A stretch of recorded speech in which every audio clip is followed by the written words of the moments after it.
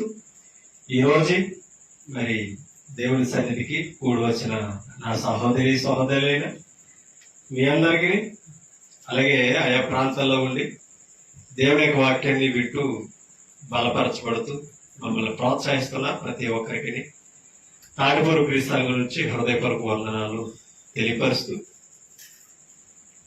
ఈ రాత్రి మరొకసారి దేవుని యొక్క ఉన్నతమైన మాటలు మనం నేర్చుకునే అవకాశాన్ని తండ్రైన దేవుడు మనల్ని ప్రేమించారు కనుక మనం సద్వినియోగం చేసుకోవాల్సిన అవసరత మనందరి మీద ఉంది.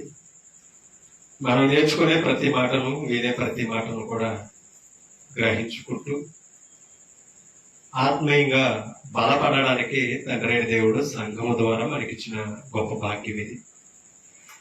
మరి ఈరోజు సద్వినియోగం చేసుకున్న వారికి ధన్యత. మరి చాలా మంది వాళ్ళు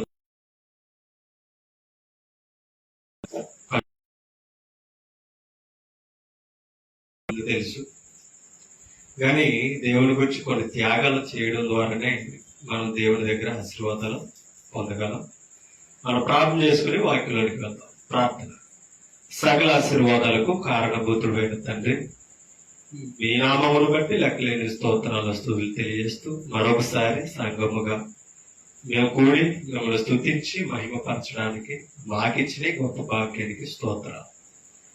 వచ్చిన వారిని జ్ఞాపకం చేసుకుని మీ వాక్యాన్ని విని చూడగా మరి ఎంతో శ్రద్ధతో మీ వాక్యాన్ని వింటున్నారు. మీ వాక్యం మీద మనసు పెడుతూ విలువైన మాటలు నేర్చుకుంటూ తండ్రి వాటి ప్రకారంగా నిత్యం జీవించే అవకాశాన్ని స్థానిక సంఘానికి మాకు దయచేయండి.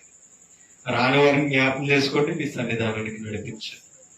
మరి మాకు కనబడకుండా లైవ్ ద్వారా ఈ ప్రాంతాల్లో ఈ వాక్యాన్ని ఎంతో శ్రద్ధగా వింటున్నారు, నేర్చుకుంటున్నారు. మరి ముఖ్యంగా మేము చెప్పే వాక్యములు బట్టి మమ్మల్ని ప్రోత్సహించి ప్రేమించే వారిని కూడా మమ్మల్ని అయ్యే ప్రాంతంలో కలవకపోయినా ఈ వాక్యము ద్వారా మాకు అనుబంధాన్ని ఇచ్చినందుకు స్తోత్రాలు. ప్రతి ఒక్కరు కూడా మీ వాక్యాన్ని వింటుండగా మరి తండ్రి వాక్యానికి వ్యతిరేకమైన మార్గాలు, తలంపులు మాలో భావాలు కలిగి ఉంటే మేము విడిచిపెట్టుకునే అవకాశాన్ని మాకు దయచేసి నిత్యము మీ వాక్యానికి విధేయత చూపుతూ వాక్య ప్రకారంగా కూడిన నడతలో మేము నడుచుకునే భాగ్యం మాకు విని చెవులను గ్రహించే హృదయం ప్రసాదించమని చెప్పుచున్న మాకు మీ ఆత్మ జ్ఞానము మరి మీ పరిశుద్ధాత్మ సహాయమును అనుగ్రహించమని అసత్యం అబద్ధం మాకు దూరం ఉంచమని యేసుక్రీస్తు పరిశుద్ధ నామమును బట్టి ప్రార్థన అడుగుచున్నామా కనుతండి. ఆమేన్. విలువైన దేవుని సంగతులు గ్రంథం నుండి మనం నేర్చుకుంటాం. ఎన్నో మాటలు మనం ఇవాళ నేర్చుకుంటూ బలపరచబడుతున్నాం. వాక్యానికి ఉన్న గొప్పతనం విశ్వాసాన్ని బలపరచడం. వాక్యానికి ఉన్న గొప్పతనం ఆయన సన్నిధికి ఏ పరిస్థితిలో ఉన్నా మనం నడిపించే శక్తి వాక్యానికి ఉంది. మరి అటువంటి వాక్యాన్ని ప్రేమించే భక్తులుగా మనం ఎల్లప్పుడూ కూడా ఉండాలి. భక్తులు మనం చెప్పుకోవడమే కాదు, ఆ సమయం వచ్చినప్పుడు మనం నడవడం, నిరూపించుకోవడం అనేది కలిగి ఉంటారు. ఎందుకంటే ఇవాళ చాలా మంది ప్రపంచంలో భక్తులు ఉన్నారు. సందర్భాన్ని బట్టే బయటకు వస్తారు. క్రైస్తవుడు అలాంటి వాడు నిరంతరము భక్తి చేయాలి, నిరంతరము ఆయన సన్నిధిలో వాక్యానుసారంగా నడుచుకోవాలి. అటు భాగ్యం వాక్యంలో ఉన్న శక్తి అంత గొప్పది. వాక్యాన్ని మనం వింటూ నేర్చుకుంటూ ఎప్పుడైతే బలపడతామో వాటి ద్వారా కొన్ని మనం బహుమతులు పొందుతామనేది మనకు అర్థం అవ్వాలి. ఎందుకంటే మనం బహుమతుల కొరకు చాలా పరిగెడతాం, అవునా? మనం చేసే ప్రతి పని, ప్రతి ఆలోచనల వెనకాల మనం ఏదో సాధించాలి, బహుమతి కావాలన్న ఆలోచన మనలో ఉంటుంది. కానీ దేవుడి దగ్గరకు వస్తే లాభం ఏంట్లే, దేవుడి దగ్గర సమయాన్ని పనులు మానేసుకుని రావడం వలన ఎత్తుకులని నిర్లక్ష్యం చేసిన వాళ్ళు కూడా చాలా మంది కూడా కొన్ని బహుమతులు సాధించిన వారు మనకి గ్రంథంలో కనపడతారు. ఆ బహుమతుల యొక్క గొప్పతనాన్ని మనం నేర్చుకుంటాం. బైబిల్ వాక్యం ఇచ్చే మనకు బహుమానం. ఆ మాటలో మనం జాగ్రత్తగా పరిశీలన చేద్దాం. ఒకసారి సమూయేలు గ్రంథంలోనికి మనం వెళ్దాం. సమూయేలు గ్రంథం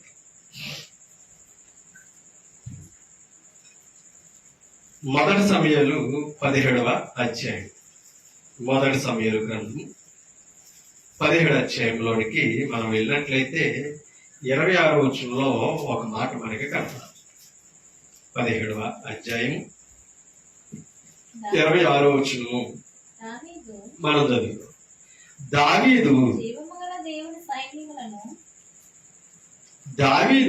జీవము గల దేవుని సైన్యములను తిరస్కరించుటకు ఈ సున్నతి లేని ఫిలిష్తీయుడు ఎంతటి వాడు అని మాట్లాడుతున్నాడు. ఎవరో? దావీదు. అప్పటికే సౌలు రాజు బహుమతిని ప్రకటించాడండి. కింద చదువుతాం.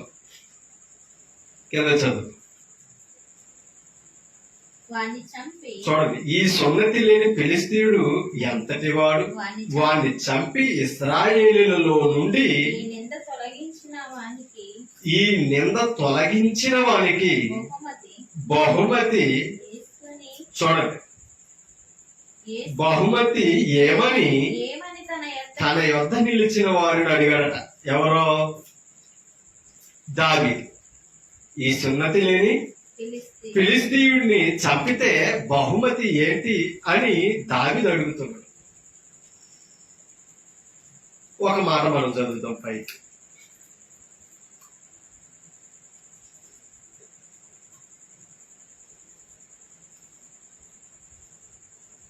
25వ వచనం చదువు. ఇశ్రాయేలీయులలో ఒకడు వచ్చుచున్న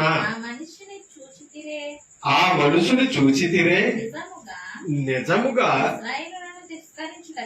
ఇశ్రాయేలీయులను తిరస్కరించుటకై వాడు బయలుదేరుచున్నాడో. మీకు అర్థమవుతుందా? ఎవరో బయలుదేరి వస్తున్నవాడు? గొలియాతు.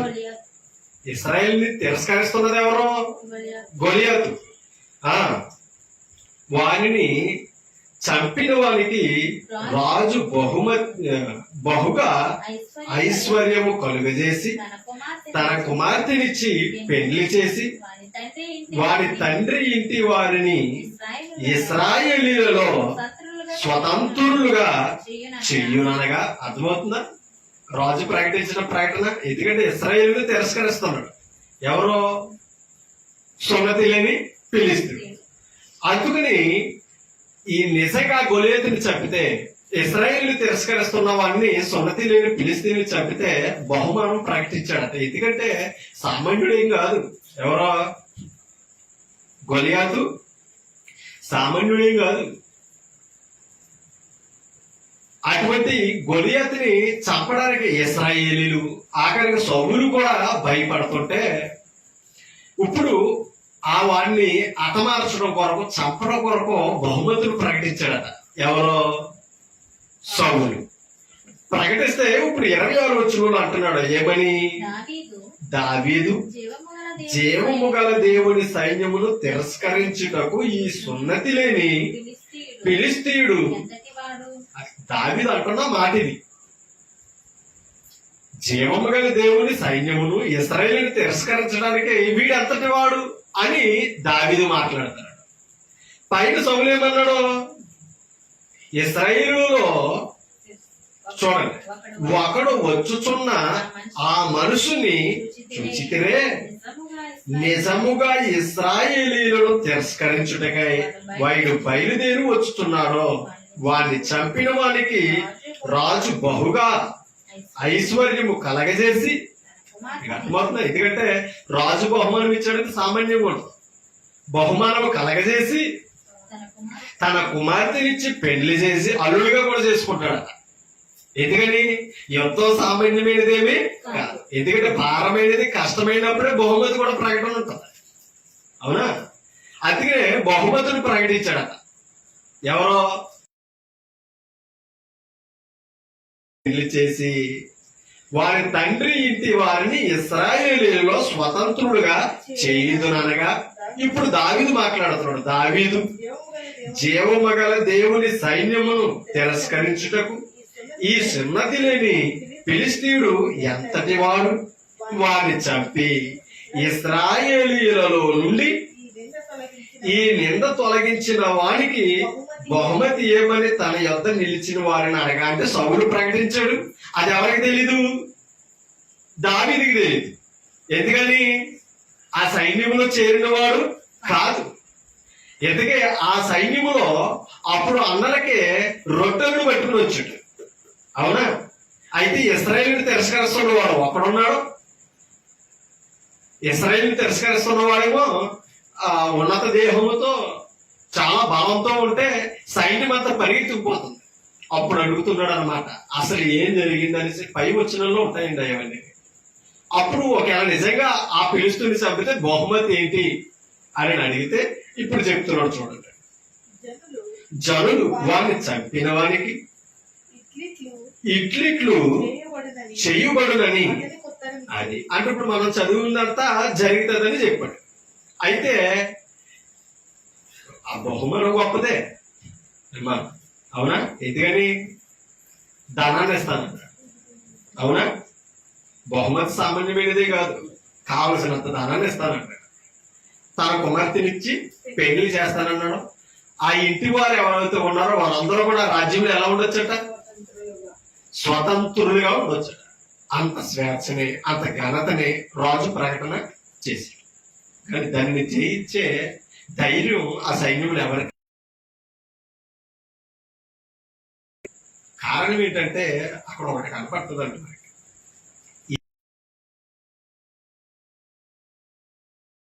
దావీదు ఈ బహుమతి కొరకు రాలా.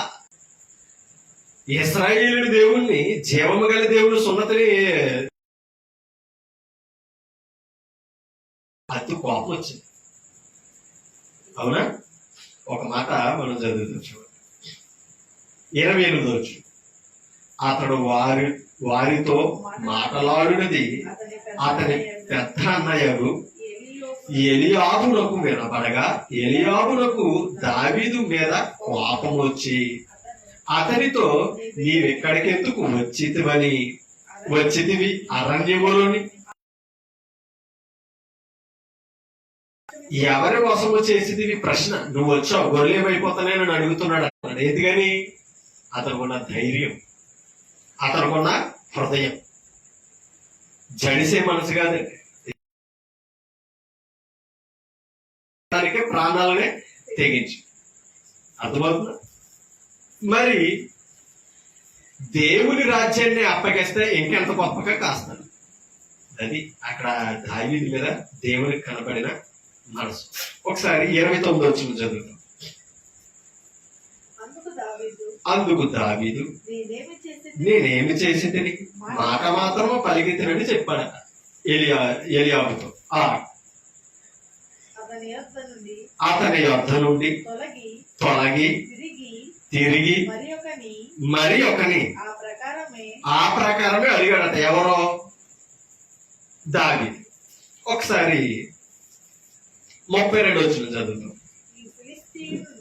ఈ ఫిలిష్తీయుల నుండి చూడండి, ఈ ఫిలిష్తీయుడు బట్టి ఎవరి మనసును కృంగ నిమిత్తము లేదు. మీ దాసుడైన నేను వానితో పోట్లాడుదనని దావీదు సౌలుతో అన్నాడట. ఎంత గొప్ప మాట! ఈ ఫిలిష్తీయుడు బట్టి ఎవరి మనసును కృంగ నిమిత్తము, ఎవరి మనసును కృంగనీయొద్దు అని అన్నాడు. ఎందుకని? వానితో నేను పోట్లాడుతాను అని అంటే ఇప్పుడు సౌలు అన్నాడట.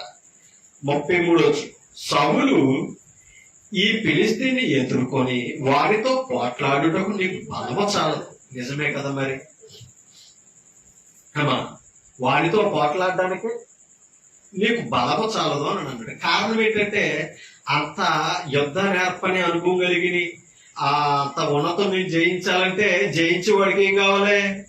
ధైర్యం కావాలి, బలము కావాలి, యుద్ధ నైపుణ్యత కావాలి. అది ఎవరికి లేదు.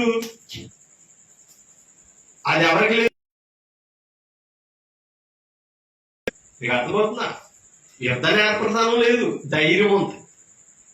ఏదైనా సాధించగలనన్నా దృఢ విశ్వాసం ఉంది, కానీ యుద్ధం మీద అనుభవం లేదు తన అన్నలాగా. అవునా?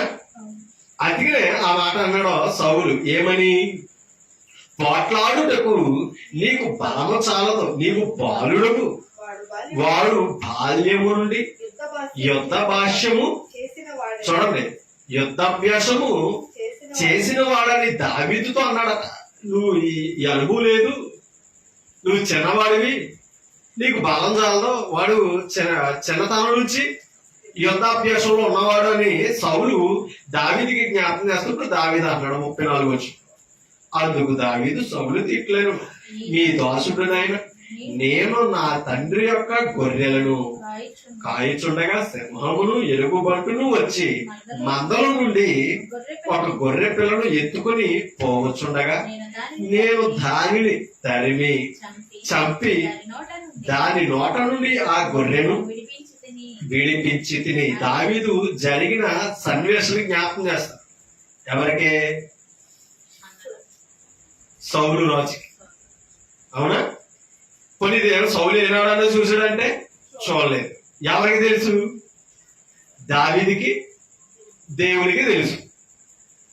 ఆ దేవుడు చూశాడు కనుక అవకాశం ఇస్తున్నాడు. ఇప్పుడు వీరిని ధైర్యపరచడానికి నేను చేయగలను, సాధించగలను చెప్పుకోవడానికి జరిగిన చరిత్ర చెప్పుకుంటున్నాడు ఆయన.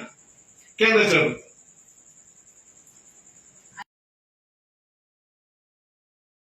పిల్లలను ఎత్తుకుని పోవచ్చుండగా నేను దానిని తరిమి చంపి దాని నోట నుండి గొర్రెను విడిపించి తిని.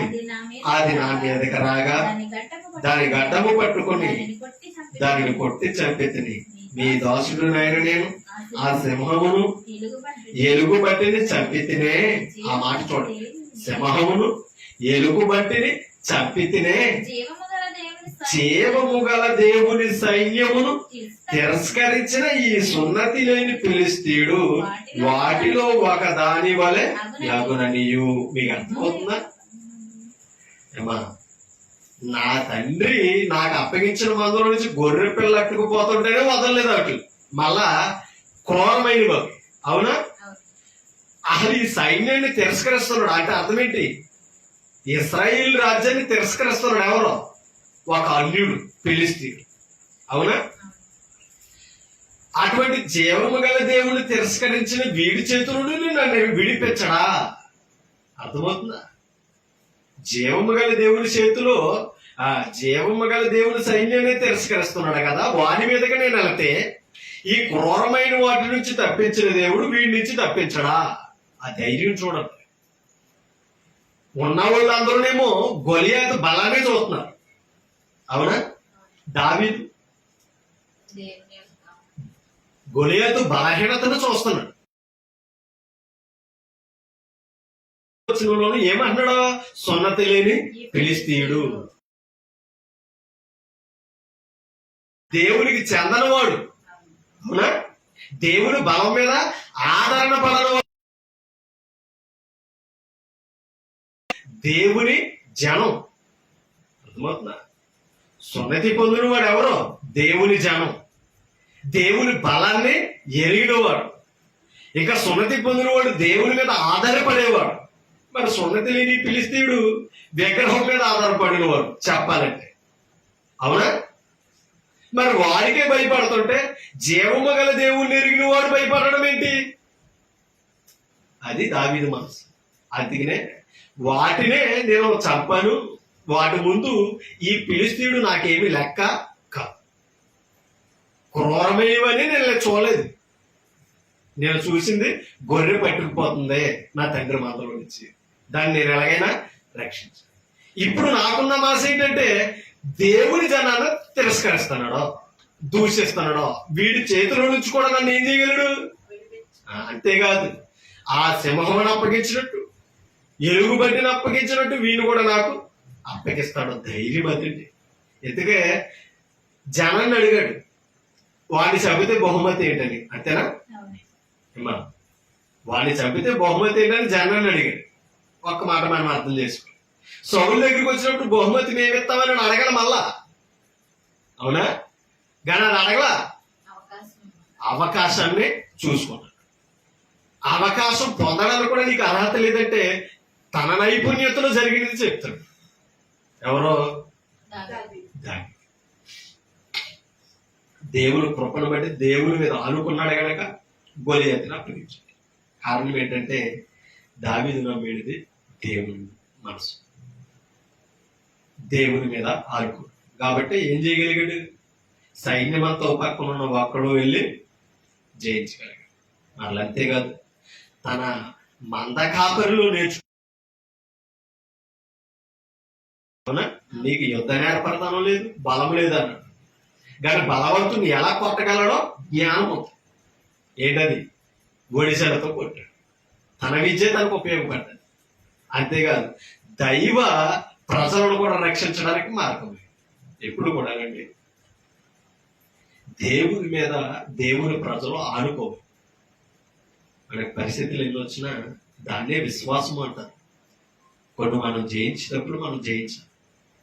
మన వల్ల అవ్వని వాటి కొరకు ఎవరి మీద ఆధారపడాలి? అది భక్తి. చూసుకుందామని అక్కడ ఆగిపోకుండా దైవం మీద ఆధారపడడం నేర్చుకోవాలి. మరొక మాట చదువుతాం. ఎస్తేరు గ్రంథం. ఎస్తేరు గ్రంథం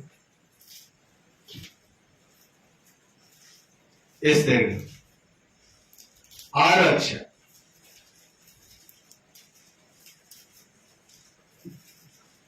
3వ వచనాన్ని చదువుతాం. రాజు ఆ సంగతి విని ఇంటి నిమిత్తము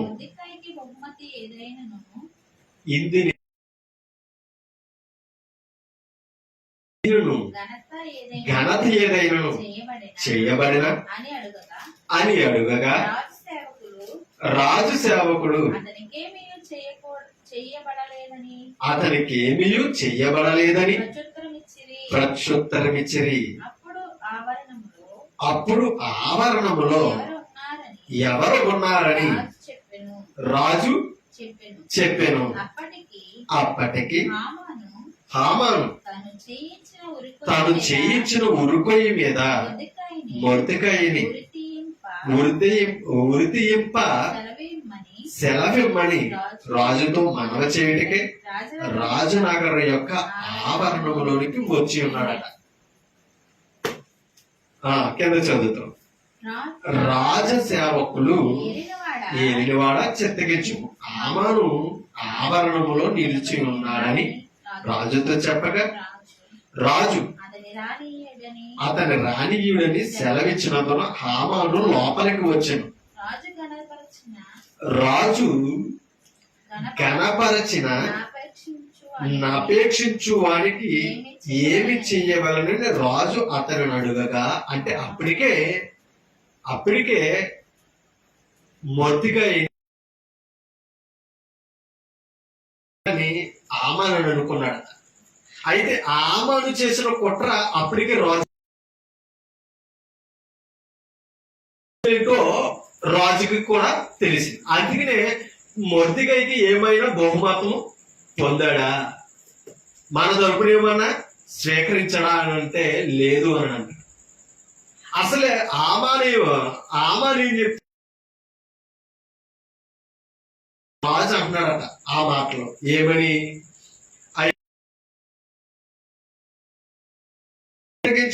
ఆమాను నీ ఆవరణలో నిలిచి ఉన్నాడని రాజుతో చెప్పగా రాజు అతన్ని రాణీయుడని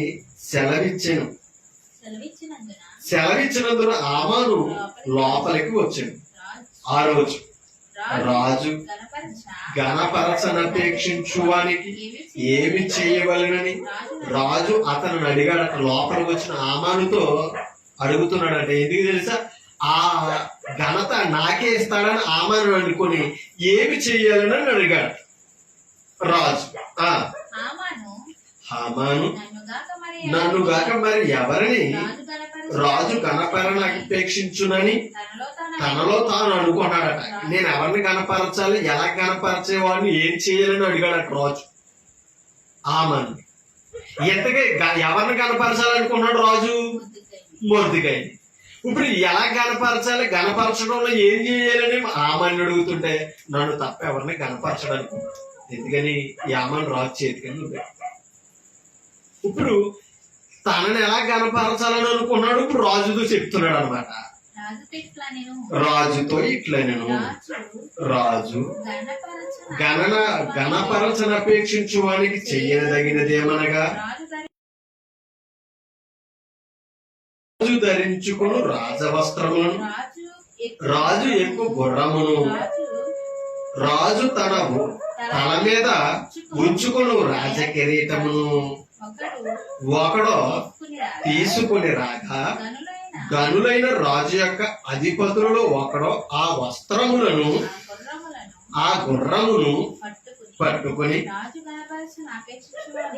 రాజు గణపరచును అపేక్షించు వానికి ఆ వస్త్రమును ధరింపజేసి ఆ గుర్రము మీద అతన్ని ఎక్కించి రాజవీధుల్లో అతని నడిపించుచు రాజు గణపరచును అపేక్షించు వానికి కాదండి. ఈ ప్రకారముగా చెయ్యి తగునని అతని ముందర చాటింపవలెను. ఎవరు? రాజు చాటించాలని అంటున్నాడు. అర్థమైందా? అంటే ఇప్పుడు ఇదంతా ఎవరు కోరుకుంటున్నారో అది మొదటికే కాదు, ఆమెను కోరుకుంటున్నారంటే ఇంతలా గణపరచాలయ్యా, ఇలా చేస్తే రాజుకి ఘనత ఉంటది, గణపరిచినందుకు అతనికే ఘనతగా ఉంటదని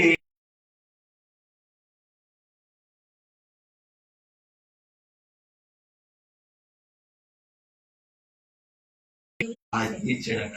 ఇదంతా ఎవరికి జరగాలనుకున్నాడా? గాని దేవుడు ఎవరి కుట్ర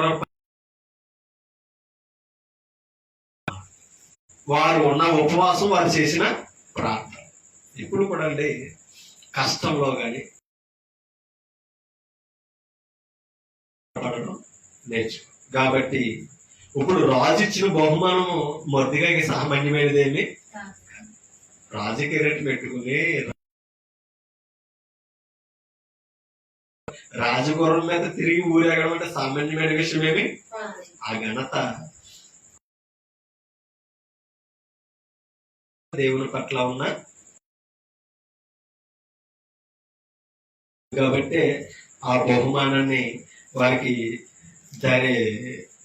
ఇవ్వడం అనేది జరిగింది. మరొక మాట చదువుతాం. కీర్తన గ్రంథంలోనికి వెళ్తాం. ఒక మాట కనపడుతుంది కీర్తన గ్రంథం.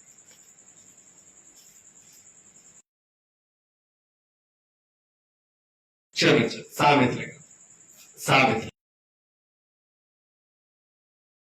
కనపడుతుంది చూడండి. 11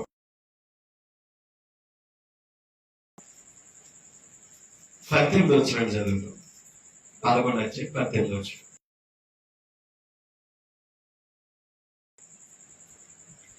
భక్తిహీనుని సంపాదన వారిని ఏం చేస్తుందట?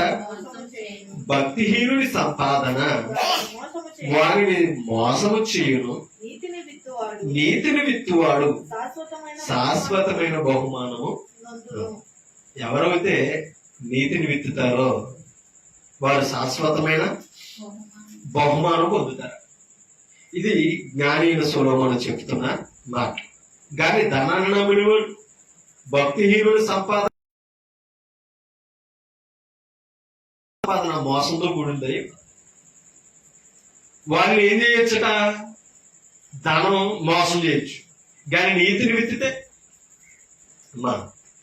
విత్తితే ఏముందట? నీతి వలన శాశ్వతమైన బహుమానం ఉందట. ఆది కాలంలో 15 అధ్యాయం, ఆది కాలంలో 15 అధ్యాయంలో ఒక మాట చదువుతుంది చూడండి.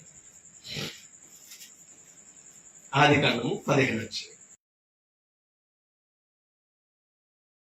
వచ్చినాను ఒకసారి చదువుతుంది. ఇది జరిగిన తర్వాత యెహోవా వాక్యము అబ్రహామునకు దర్శనమందు వచ్చి, అబ్రహామా భయపడకము, నేను నీకు కేడెము, నేను నీకు కేడెము, నీ బహుమానము నీ బహుమానం అత్యధికమగునని అత్యధికమగునని చెప్పాడట. ఎవరితో? అబ్రహాము. అబ్రహాముతో దేవుడు వాక్యం ప్రత్యక్షమే చెబుతుంది. నీకేముందని? బహుమానం. బహుమతిను పొందడమే కాదట, అత్యధికమవుతుందని. నీ బహుమతి అభివృద్ధి చెందుతుందని చెప్పాడు. ఇప్పుడు అబ్రహాము మాట అన్నాడు. 2వ వచనం చదువుతాం. అందుకు అబ్రహాము ప్రభువైన యెహోవా నాకేమి ఇచ్చినేమో చూడ, నాకు ఏమి ఇచ్చినను, ఇచ్చిననేమి నాకు ఏమి ఇచ్చిననేమి నేను సంతానము లేని వాడినై పోవచ్చున్నానే అని చెప్తున్నాడట. నాకెంత బహుమతి ఎత్తేటయా, ఏమిటయ్యా, నాకేమి లేదు, సంతాన ప్రాప్తి లేదు అని మాట్లాడుతున్నాడు. ఎవరో? అబ్రహాం. దమస్కు ఎలియాజరే నా ఇంటి ఆస్తికర్త యగును కదా అని దేవుడితో అబ్రహాము సెలవిస్తే, పరశుడి ద్వారా నీకు బహుమానం అత్యధికమవుతుందని చెప్తాడు. అంటే ఇప్పుడు దేవుడిచ్చిన బహుమతి ఏంటి తెలుసా అబ్రహాముకి? సంతానమే ఆ బహుమానం. ఆ బహుమానం నీకేమవుతుంది అన్నాడు? అత్యధికం. అదే చెప్పాడు. ఆకాశ నక్షత్రాల వల్ల, సముద్రపు ఇసుక రేణువుల వల్ల. ఒకసారి కీర్తనలోకి వెళ్తాం. కీర్తనలోకి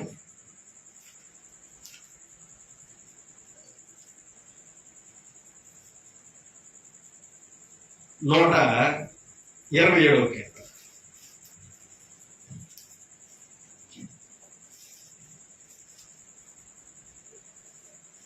3వ వచనం చదువుతాం.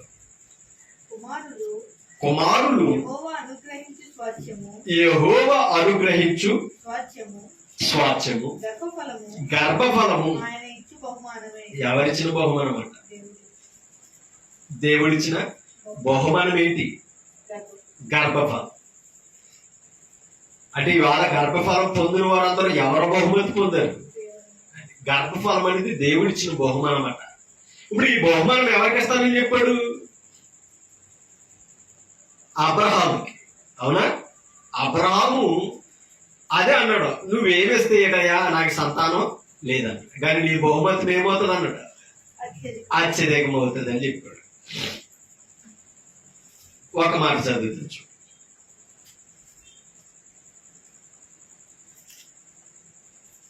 రోమిలికి రాసిన పత్రికలో మనం వెళ్తాం. రోమా పత్రిక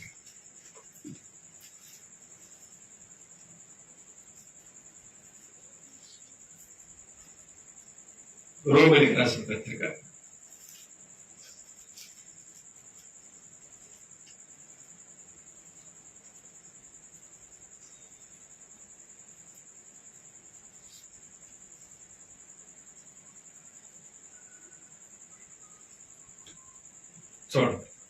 5వ వచనాన్ని చదువు.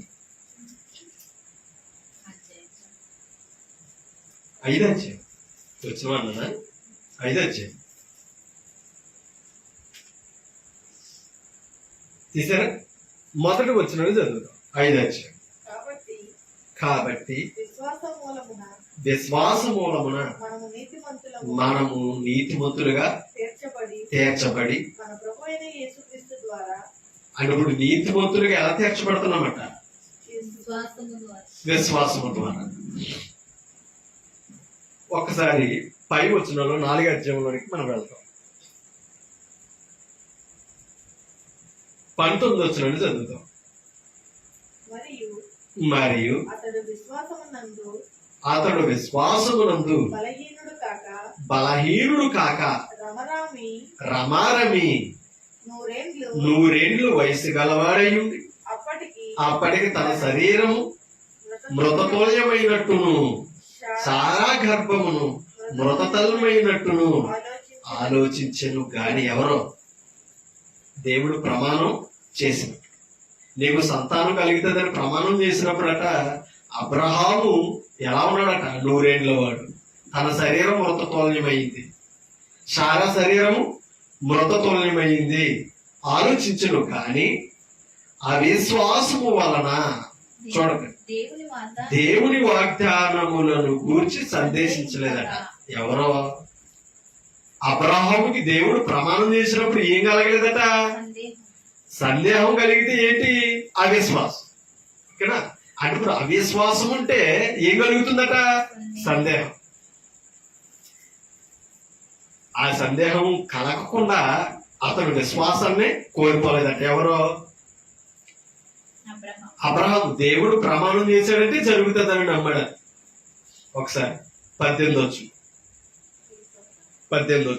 నీ సంతానము నీ సంతానము ఇలాగు ఉంటునని ఇలాగుండునని చెప్పిన దానిని బట్టి తాను అనేక జనములకు తండ్రి అగునట్లు ఎవరో తాను అనేక జనులకు తండ్రి అవడం అబ్రహాం.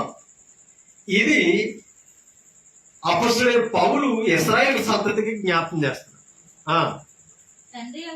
తండ్రి అగినట్లు నిరీక్షణకు ఆధారం ఎవరికి? అబ్రహాముకి నిరీక్షించడానికి, ఎదురు చూడడానికి ఆధారం లేదు. ఎందుకని? కింద చదువు, అతని శరీరం ఏమైంది? మృతత్వమైంది. ఇంకా ఆధారం ఏది? నేను గర్భఫలాన్ని పొందుకుంటాను, దేవుడు ఇస్తాడు అనడానికి అతని శరీరం ఆధారం కూడా లేదట. అవునా? అందుకనే ఇప్పుడు దేవుని వాగ్దానాలను గురించి అబ్రహాం ఏం చేయలేదట? సందేహించలేదట. అవునా? చూడనా మాట, తాను అనేక జనులకు తండ్రి అగినట్లు నిరీక్షణకు ఆధారము లేనప్పుడు అతడు నిరీక్షణ కలిగి ఏం చేశాడు? నమ్మాడు. అంటే ఇప్పుడు నిరీక్షణకు ఆధారం ఉన్నా ఇవాళ మనం ఏం చేయలేకపోతున్నాం? నమ్మలేకపోతాం. కానీ అబ్రహాముకి ఏమీ లేదు, ఆధారం లేదు. కానీ ఆయన ఏమి ఉంచాడట? నిరీక్షణ ఉంచాడు. నాకు వయసు లేదు, శరీరం సహకరించే అవకాశం లేదు కదా, ఇది జరగదని ఏం చేయలేదట? అవిశ్వాసం తెచ్చుకోలేదు. ఎవరో అబ్రహాం. కానీ ఏముంచాడు? నిరీక్షణ ఉంచాడు. కాబట్టి ఆధారం దొరికింది. ఎవరికి? అబ్రహాం. అందుకనే అబ్రహాము నీతిమంతుడు అని దేవుడు ఎందుకు సర్టిఫికెట్ ఇచ్చాడంటే అతను నమ్మిన విశ్వాసం సామాన్యమైనది. ఎందుకంటే అతని వయసుని, అతని శరీర పరిస్థితిని దేవుడు ఎరిగినవాడు. అయినా ఏముంచాడు? కనీసం భార్య కూడా ఉంచలేకపోయింది, శార కూడా నమ్మలేకపోయింది. కానీ అబ్రహాం ఏం చేశాడు? మనము దేవుని వాగ్దానం గురించి నమ్మాలి. దేవుని వాగ్దానం సామాన్యమైనదేమి కాదు. దేవుని వాగ్దానములు అబ్రహాముకు చేసిన ఈ వాగ్దానం నెరవేర్చబడడానికి దేవుడు అబ్రహాము సంతానాన్ని కాపాడుకుంటూ వచ్చాడు. ఇశ్రాయేలుని, యోధా జాతిని కాపాడుకుంటూ వచ్చాడు. గలతీ పత్రికలో వెళ్తాం. గలతీ పత్రిక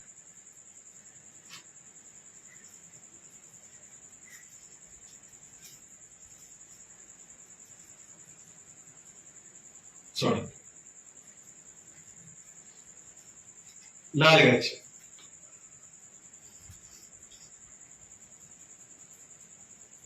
3 అటువలే మనమును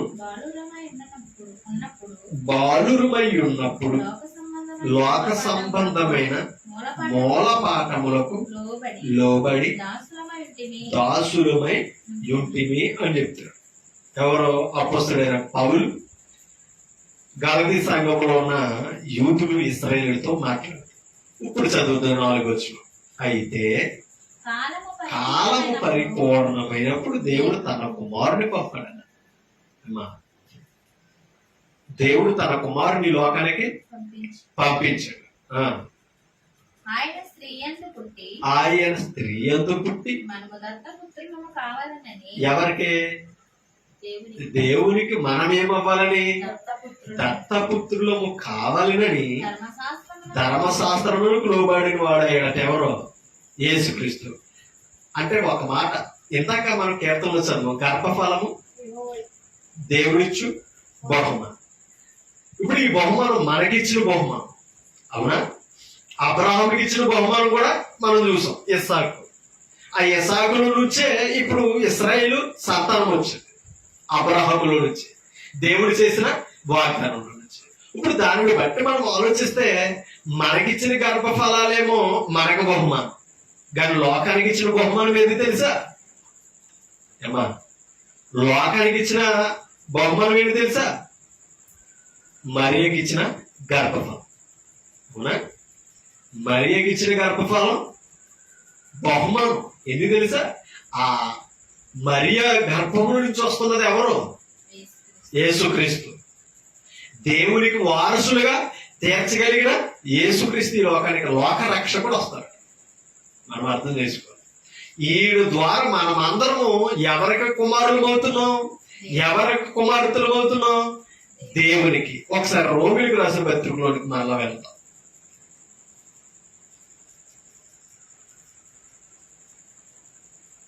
ఎనిమిదవ అధ్యాయం.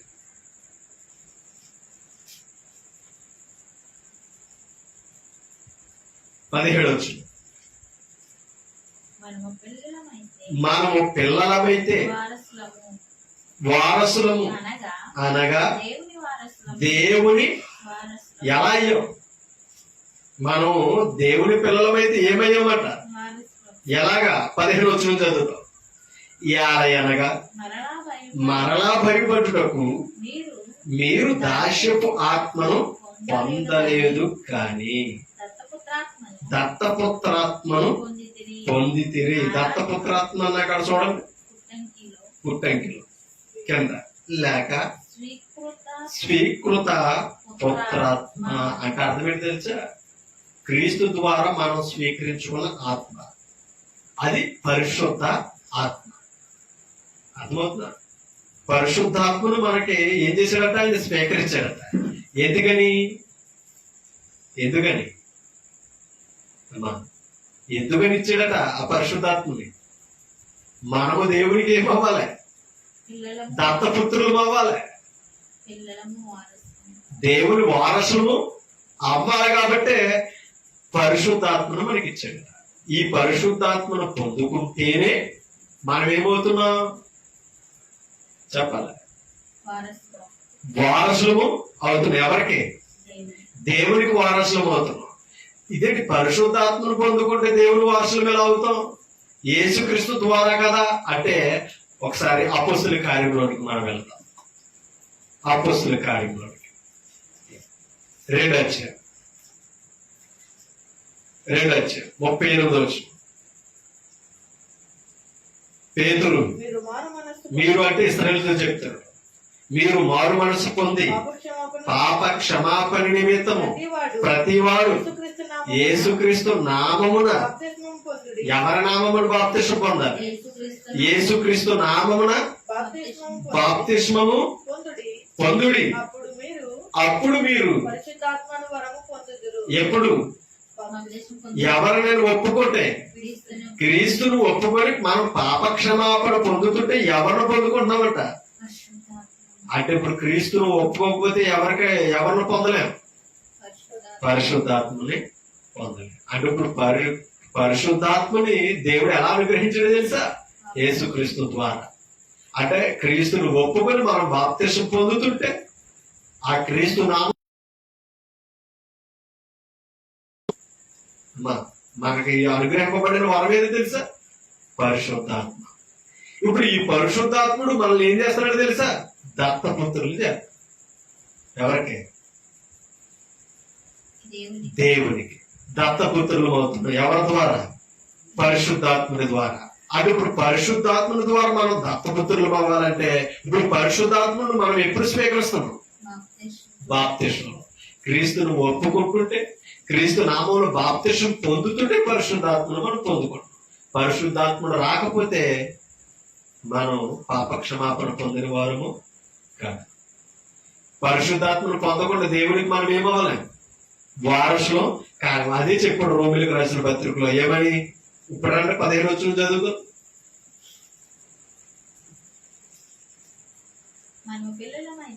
మనము పిల్లలమైతే 15 వచనం. అనగా మరలా భయపడుటకు పొందలేదు గాని మీరు దాస్యపు ఆత్మను పొందలేదు గాని దత్తపుత్రాత్మను దత్తపుత్రాత్మను పొందితిరి. పొందితే ఏ ఆత్మను పొందామట? దత్తపుత్రాత్మను పొందామంట. ఈ ఆత్మ ద్వారానే మనం దేవునికి దత్తపుత్రులం అవుతున్నాం. పరిశుద్ధాత్మని ద్వారానే మనల్ని ఏం చేసుకుంటున్నాడు? ఆయన కుమారులుగా కుమార్తెలుగా మనల్ని దత్తం చేసుకుంటాం. అందుకనే మనం బాప్తిసం పొందాలి, పరిశుద్ధాత్మని కలిగి ఉండాలి. కింద మాట అన్నాడు చూడండి, ఆ ఆత్మ కలిగిన ఆ ఆత్మ కలిగిన వారమే మనము అబ్బా తండ్రి అని మొరపెట్టుచున్నాము. మనము దేవుని పిల్లలమని ఆత్మ తానే మన ఆత్మతో కూడా ఏం చేస్తున్నాడు? అది మన ఆత్మలో ధైర్యం పుట్టి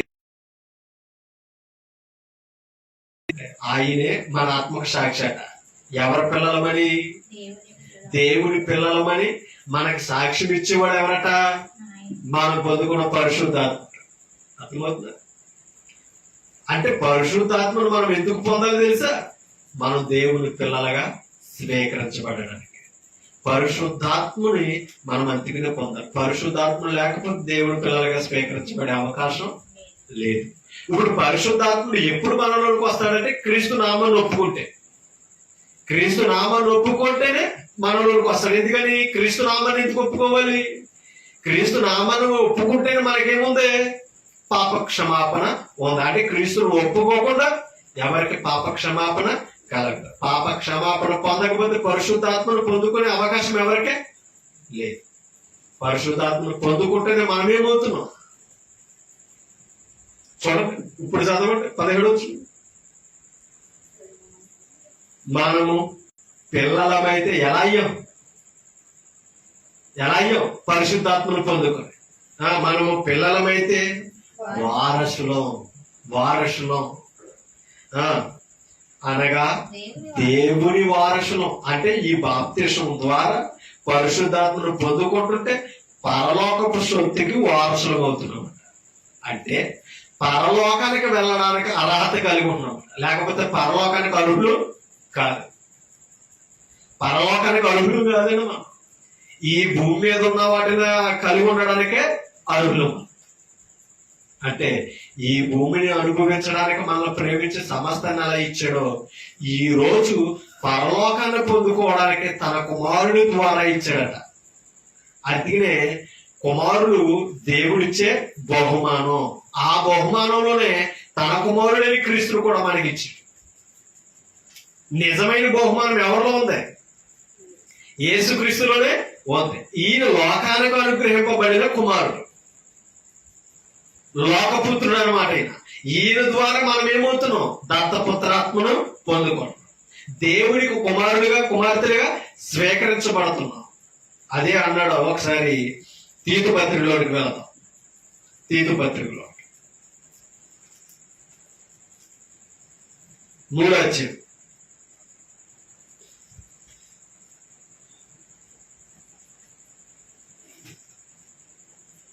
5వ వచనం చదువుదాం. మరియు నీతిని అనుసరించి 4వ వచనం చదువు. మన రక్షకుడైన దేవుని యొక్క దయయు మానవుడి ఎడల ఆయనకున్న ప్రేమయు ప్రత్యక్షమైనప్పుడు క్రీస్తుని గురించి చెప్తున్నాడు. అంటే మన రక్షకుడైన దేవుని యొక్క దయయు మానవుడి ఎడల ఆయనకున్న ప్రేమయు ప్రత్యక్షమైనప్పుడు. ఎలాగా?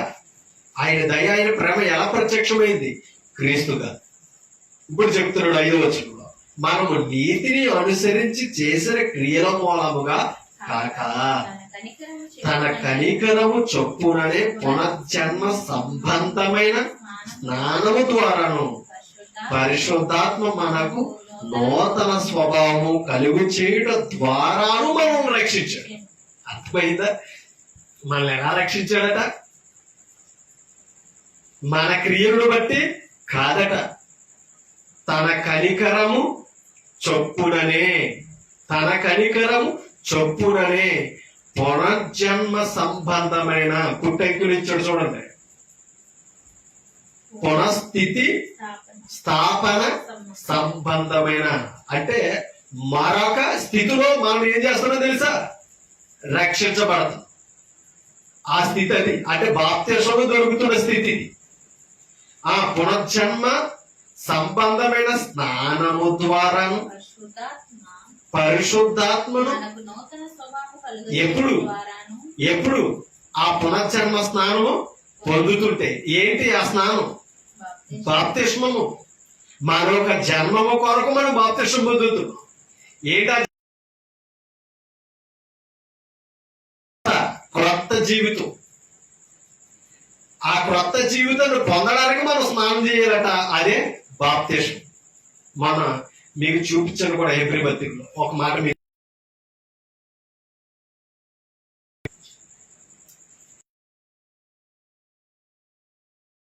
9వ అధ్యాయం 10వ అధ్యాయం హెబ్రీ పత్రిక 10వ అధ్యాయం 22 నుంచి.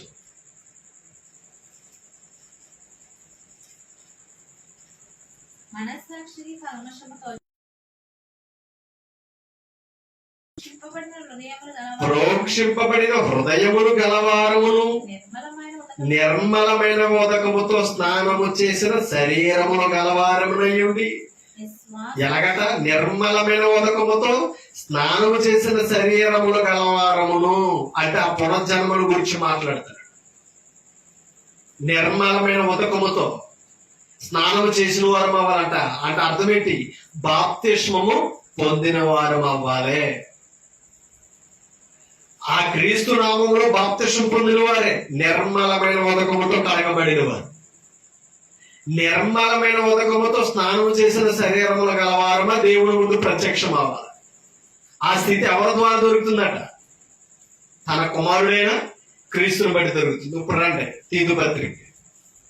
పునర్జన్మ సంబంధమైన స్నానము ద్వారాను పరిశుద్ధాత్మ మనకు నూతన స్వభావము కలుగు చేయుట ద్వారాను. అంటే క్రీస్తు నామములో పాప క్షమాపణ నిమిత్తం మనం బాప్తిస్మం పొందితేనే గాని, పరిశుద్ధాత్ముడు మన లోనికి వస్తేనే గాని మనకి ఏ స్థితి వస్తలేదు తెలుసా? నూతన స్వభావం. అంటే పాప స్వభావం పోయి ఏ స్వభావం వస్తుందట? నూతన స్వభావం. అంటే క్రొత్త స్వభావం, క్రొత్త జీవితాన్ని మనం పొందుకుంటున్నామట. దేని ద్వారా? బాప్తిస్మము ద్వారా. ఈ పునర్జన్మ సంబంధమైన స్నానము ద్వారా మనం ఏం చేస్తామని తెలుసా? పరిశుద్ధాత్మను క్రొత్త స్వభావాన్ని ఇస్తాడు. ఈ పరిశుద్ధాత్ముడు పరలోకం వైపు నడిపిస్తాడు. పరలోకం వైపు ఆలోచింపజేస్తాడు. భూలోక సంబంధమైన వాడు కాదు. ఈ పరిశుద్ధాత్మని మనం బలపరుచుకోవాలి. ఎలాగంటే వాక్యం ద్వారా. ఎందుకంటే ఆ పరలోకం చూపించాలన్నా, పరలోకం నడిపించాలన్నా దేని ద్వారా సాధ్యం తెలుసా? వాక్యం ద్వారా. ఈ వాక్యాన్ని గ్రహించుకునే మనసే పరిశుద్ధాత్ముడు మనకిస్తాడు. అందుకనే పరిశుద్ధాత్మను మనం కనుక్కోవాలి. అందుకనే దత్తపుత్రాత్మ అని అడిగాక రోమిలకు రాసిన పత్రికలో ఈ దత్తపుత్రాత్మను మనకి ఎలా ఇచ్చాడట? క్రీస్తు ద్వారా. ఇప్పుడు క్రీస్తు ద్వారా మనం పొందడానికి క్రీస్తు కాలము పరిపూర్ణమైనప్పుడు లోకానికి వచ్చాడు. అవునా? మానవమైన మనందరూ కూడా ఇచ్చాడు లోకపుత్రుడిగా. ఎవరిని? యేసుక్రీస్తుని. ఆయన ద్వారా మనకేం దొరికింది? ఇప్పుడు క్రొత్త జన్మ, క్రొత్త జీవితం. ఇది లోకానికి దేవుడిచ్చిన బహుమానం. ఒక మాట మీకు చూపిస్తాను చూడండి.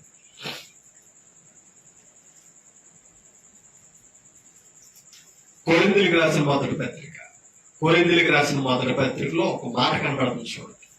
మొదటి కొరింథీ పత్రిక 9వ అధ్యాయం. మొదటి కొరింథీయులకు రాసిన పత్రిక 9వ అధ్యాయం 24 వచనం.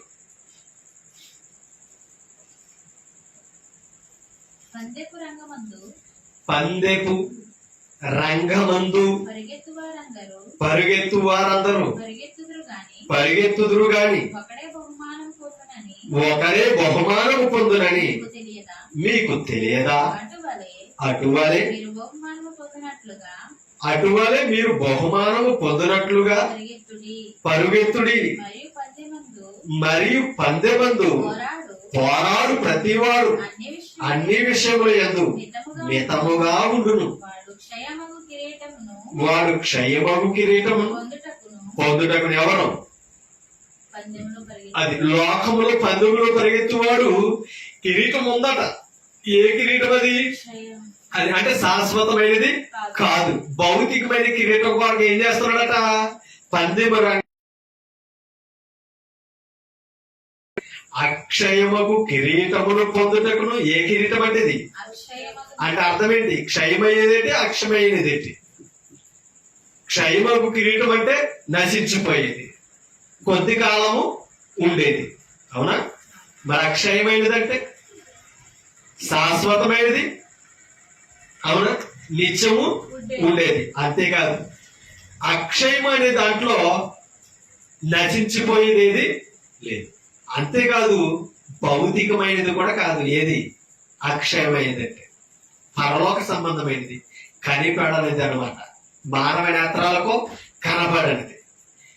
ఒకవేళ మనము ఆ అక్షయ కిరీటాన్ని చూడాలంటే వాక్యపు నేత్రాలు కలిగి ఉంటాం, అవునా? అందుకనే మీ మనో నేత్రములకు ఈ యుగ సంబంధమైన దేవత ఏం కలగజేసింది అన్నాడు? ఇప్పుడు ఆ గుడ్డితనం తొలగించినది ఏది?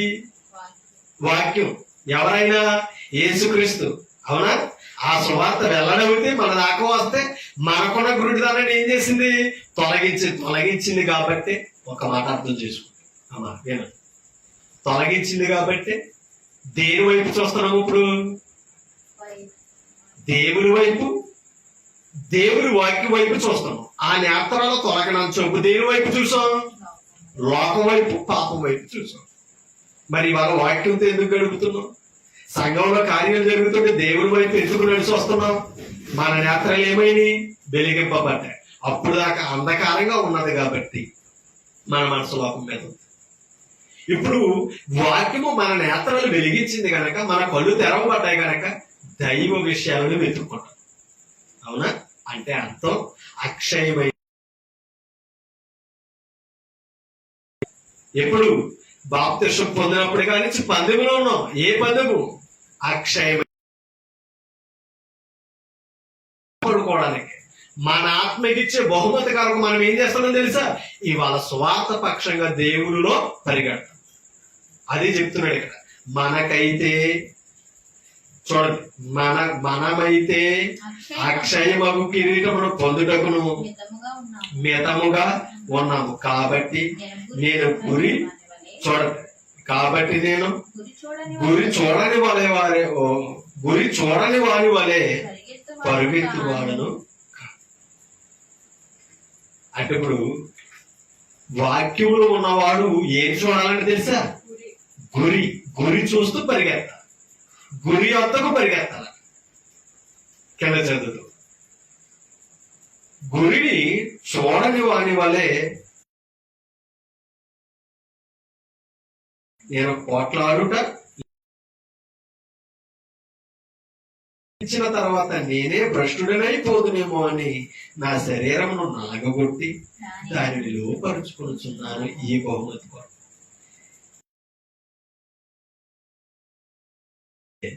బహుమతులు పొందాలంటే ఇక్కడ నలగొట్టుకోవాల్సింది ఏదంటే తెలుసా? ఎందుకంటే క్రీడాకారుడు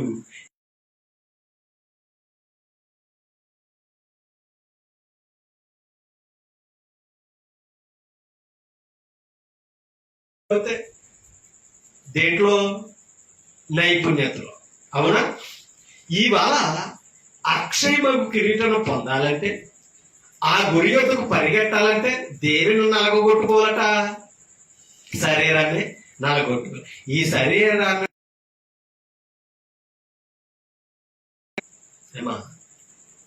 దేవుని వైపు నడవాలట, గురి చూడాలట. ఆ గురింటో చెప్తున్నాడు చూడండి తిమోతి పత్రిక.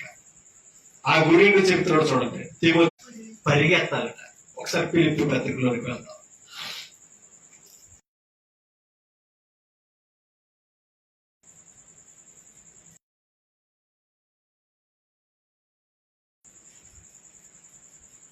తీసారు? ఫిలిప్పీ పత్రిక 3వ అధ్యాయం.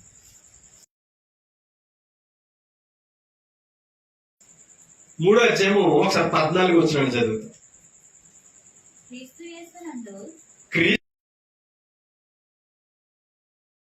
పిలుపునకు కలుగు కలుగు బహుమానం బహుమానమును పొందవలెనని గురి యొద్దకు గురి యొద్దకే పరిగెత్తుచున్నాను. ఎక్కడికి పరిగెడుతున్నాడట? గురి యొద్దకు. దేవుడు ఇప్పుడు ఆయన ఇచ్చే ఉన్నతమైన బహుమానమునకు ఏం చేస్తున్నాడట? చూడండి, దేవుని ఉన్నతమైన పిలుపునకు కలుగు బహుమానమును పొందవలెనని గురి యొద్దకే పరుగెట్టుచున్నాను. పౌలు దేని కొరకు పరిగెడుతున్నాడట? ఆయన పిలుపునకే ఏముందట? ఉన్నతమైన బహుమానం ఉందట.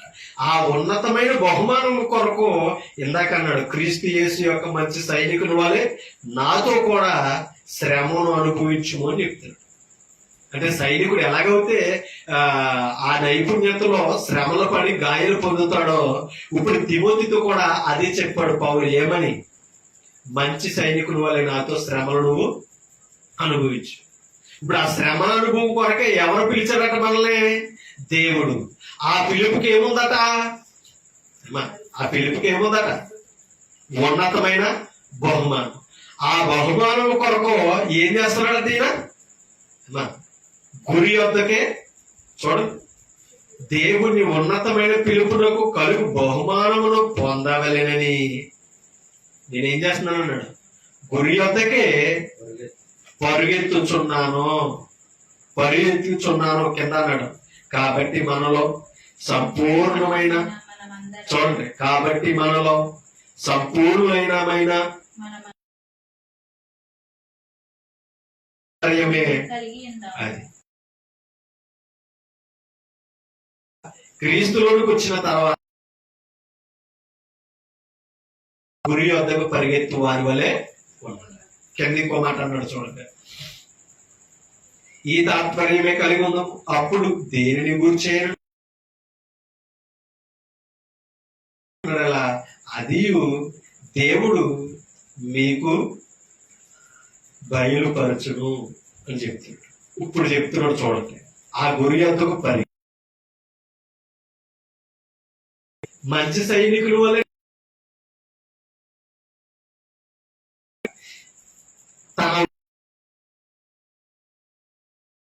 చూడండి, ఈ ఇందాక చదివిన 2 తిమోతి పత్రిక 4:5 కుప్పడంటే వచ్చినాన్ని చదువుతాం ఒకసారి. అక్కడ ఒక మాట చెప్తున్నాడు, ఇక మీదట నా కొరకు నీతి కిరీటం ఉంచబడి ఉన్నది. ఎలాగా? 7వ మంచి పోరాటం పోరాడుతుని అందుకని చెప్తున్నాడు, నా కొరకు ఏముందని? నీతి కిరీటం. ఏంటా మంచి పోరాటం? క్రీస్తు సైనికుడుగా. అవునా? ఆ మంచి పోరాటం ఏంటి? క్రీస్తు సైనికుడుగా పోరాడాడు. ఎవరు? అపొస్తలుడైన పౌలు. ఏంటా మంచి పోరాటం? క్రీస్తు కొరకు శ్రమలు అనుభవించాడు. అవునా? జీవ కిరీటం కొరకు ప్రకటించాడు. దేవుని సంకల్పం నిమిత్తం ప్రయాసపడ్డాడు. ఎవరు?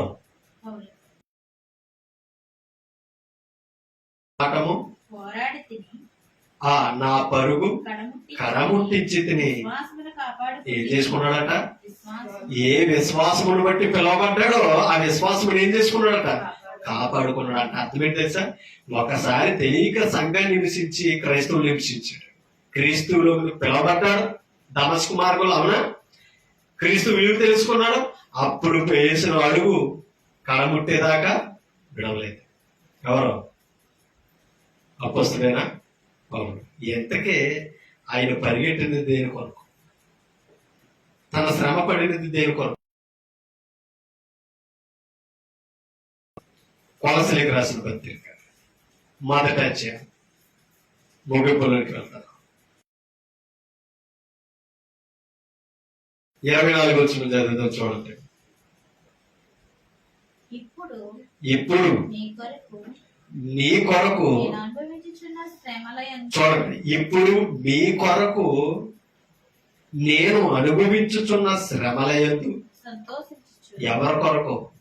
సంఘము కొరకు.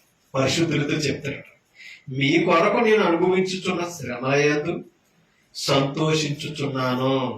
అందుకే ఇందాక తిమోతి పత్రికలు ఏమన్నాడు? క్రీస్తు యేసు యొక్క మంచి సైనికుని వలె నాతో కూడా శ్రమను అనుభవించుము అని అన్నాడు తిమోతితో. ఏంటా శ్రమట? చూడండి, శ్రమల యందు సంతోషించుచు సంఘము అను ఆయన శరీరము కొరకు క్రీస్తు పడిన సంఘం కొరకు. ఇప్పుడు ఈయన దేని కొరకు పాటలు పడుతున్నాడట? ఆయన రక్తమిచ్చుకున్న సంఘము కొరకు శ్రమలు అనుభవిస్తూ ఇప్పుడు పాటలు పడుతున్నాడట. ఎవరో అపొస్తలుడైన పౌలు. అందుకనే నువ్వు మంచి సైనికుని వలె ఉండాలి. నేను దేని కొరకు పిలువబడ్డాను, నా పరుగు దేని కొరకు కడముట్టించాను, నువ్వు కూడా పిలువబడ్డావు గనక నీ పరుగు ఏం చేయాలన్నాడు? పరిగెట్టాలి. నీ పరుగు కడముట్టించాలంటే నువ్వు గురిని చూడాలి. ఏంటా గురి అంటే పరలోకం, మన కొరకున్న నీతి కిరీటం. ఆ నీతి కిరీటం మనకి ఇవ్వాలనంటే ఈ భూమి మీద మనం ఏం చేయాలట? సంఘము కొరకు శ్రమలు అనుభవించాలి, సంఘము కొరకు పాటు పడాలి. కింద చెప్తున్నాడు చూడండి, సంఘము అను ఆయన శరీరము కొరకు క్రీస్తు పడిన పాటలలో కొదువైన వాటి యందు నా వంతు నా శరీరమందు సంపూర్ణము చేయుచున్నాను అని సంఘానికి చెప్తూ ఇప్పుడు సంపూర్ణమైందని తిమోతి దగ్గర ఒప్పుకుంటున్నాడు. ఇప్పుడు అంటే తిమోతి పత్రిక 4:7 ఇప్పుడు చదవండి. మంచి పోరాటము పోరాడి తిని నా పరుగు కడముట్టించి తిని విశ్వాసము కాపాడు కొట్టిని. ఇక మీదట నా కొరకు అడుగుడు ఇచ్చే బహుమతి ఏంటి? క్రీస్తు ద్వారా దొరికే బహుమతి ఏంటి? ఉంచబడి ఉన్నది. ఆ దినమందు అంటే తీర్పులో ఆ దినమందు నీతి గల న్యాయాధిపతి అయిన ప్రభువు అది నాకు మాత్రమే కాకుండా తన ప్రత్యక్షతను అపేక్షించు వారికి అనుగ్రహించను. తన ప్రత్యక్షతను అపేక్షించు వారందరికీ నీతి గల న్యాయాధిపతి ఇస్తాడంట. అందుకే ఇందాక సామెతలో మాట చదువు, జ్ఞాపకం ఉందా? 11:18 చూడండి ఒక మాట. సామెతలు 11:18 ఒక మాట మనం చదువు. భక్తిహీనుని సంపాదన